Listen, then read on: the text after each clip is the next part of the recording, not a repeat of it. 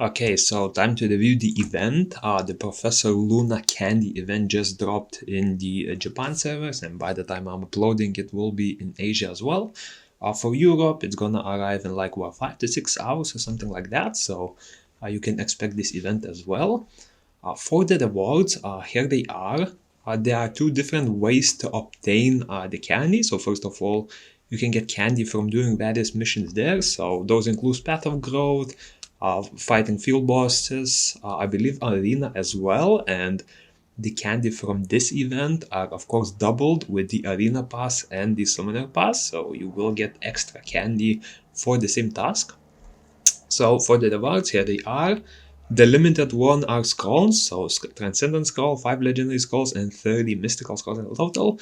The rest are unlimited, so you can decide what to buy, but in my opinion, the buying order should be, first of all, Transcendent Scroll, without a doubt. This is by far the best value.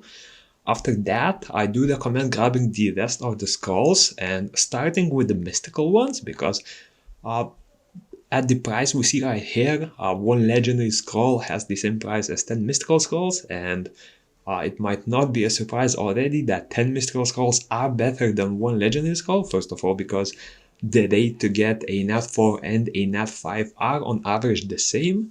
And on top of that, by using mystical scrolls, you are getting 9 extra units, even if they are nat 3s, which can be converted to skill ups, breath of lives, and stuff like that.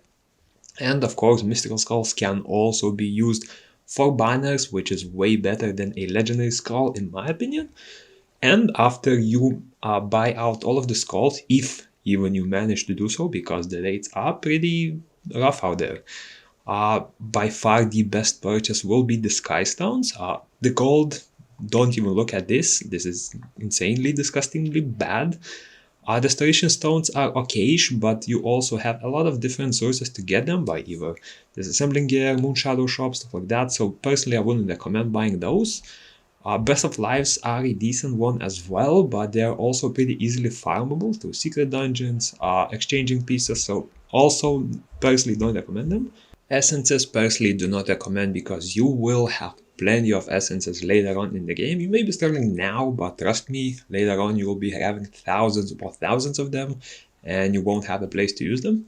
So yeah, Skystone's by far the best purchase as far as the unlimited items go. So let's move over to the AFK dates. So I've done some farming. I've done it as soon as the server, or rather the event came out, and these are the dates.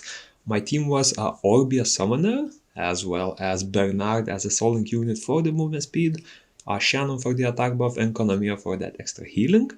With this, I was able to one-shot mobs, and I was doing so in an empty lobby, and the dates are right here.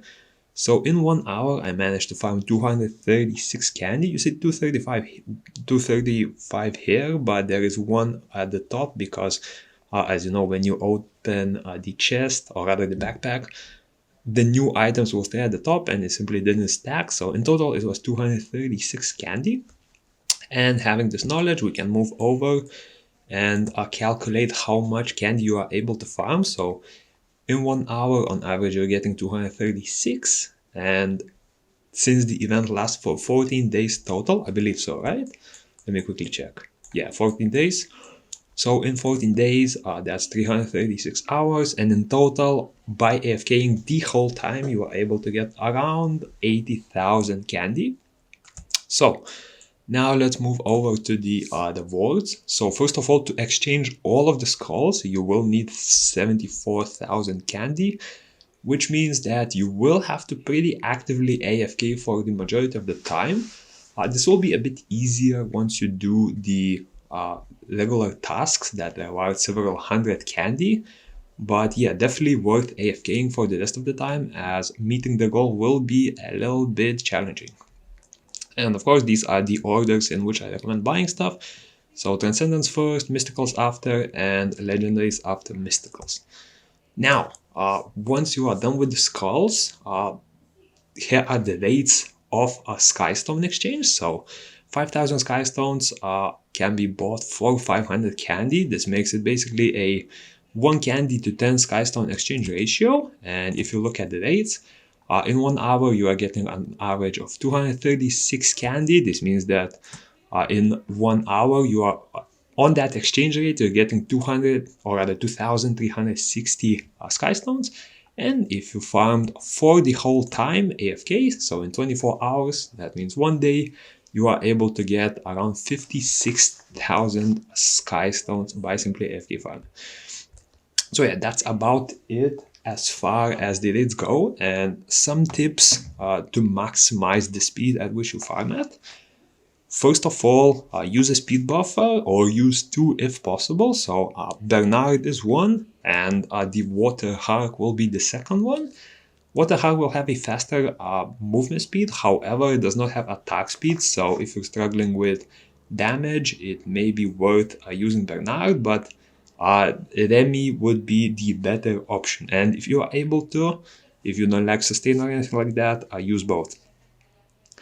Second tip is use your Orbia over any other summoner. So for Cleave, this is especially important because Cleave needs to manual, and by manualing, he needs to walk further to each mob, which increases the time you have to spend in order to farm these. So even if your Orbia is really weak, go to a lower tier region. For example, if you can farm Rukarama, just go to the first one or the second one and farm there. But with Orbia, since you have those ranged attacks, you will be able to walk from one monster to another way faster. Third of all, use a mana regen skill if possible. So with faster mana regen, you will be able to buff movement speed way more often. And a unit that provides that is the Light Harp. So whenever you get a kill, she will give you mana regen. So the perfect team, like the very perfect team for AFK farming, would be the Wind Griffon Bernard, the Water Harp Remy, and the Light Harp Celia. That's like the ultimate team for having level 10 movement speed as well as some extra healing if needed. And yeah. Of course, a few other tips is enter an empty channel if possible. Of course, on some servers I know they are very popular and the lobbies are filled, so it might be hard to do that, but try to find the emptiest channel you can. And in that channel, if you find that there are a few players, but there is a player farming next to you, just try to move to an area next to them because first of all, you will be disturbing them, and second of all, they will be disturbing you, and this will be a lose-lose situation if you farm together with someone. So yeah, try to find an empty area, and yeah, hope you enjoyed, and see you in the next one.